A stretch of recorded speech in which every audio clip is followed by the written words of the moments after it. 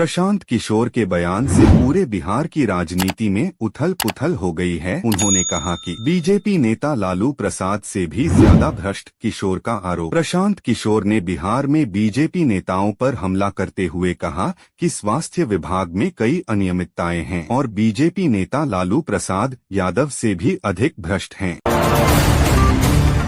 अशोक चौधरी का 100 रुपए करोड़ का मानहानि नोटिस। बिहार के मंत्री अशोक चौधरी ने प्रशांत किशोर को मानहानि का नोटिस भेजा है, जिसमें आरोपों के समर्थन के लिए 1 सप्ताह का समय दिया गया है, अन्यथा 100 रुपए करोड़ की पालिका वाद की चेतावनी दी गई है।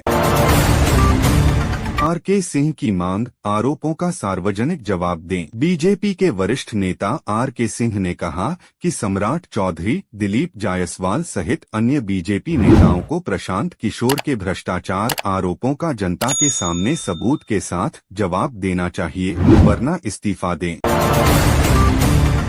मतदाता सूची संशोधन को लेकर बीजेपी की साजिश का दावा। किशोर ने विशेष तीव्र मतदाता सूची संशोधन सर को बीजेपी की एक साजिश बताया है, जिसमें मुस्लिम बहुल जिलों में गलत तरीके से नामों को हटाने की बात कही गई है। नीतीश कुमार को फिट नहीं मानने का आरोप। किशोर ने कहा कि नीतीश कुमार मानसिक या शारीरिक रूप से गवर्नेंस के लिए उपयुक्त नहीं हैं और बीजेपी उन्हें मजबूरन आगे कर रही है। तेजस्वी यादव की प्रतिक्रिया बीजेपी संबंधों पर। तेजस्वी यादव ने प्रशांत किशोर के खिलाफ सबूत पेश करने की चुनौती दी और कहा कि बीजेपी के कुछ नेताओं के साथ उनकी पीके की अप्रत्यक्ष कनेक्शन की बातें उठती रही हैं।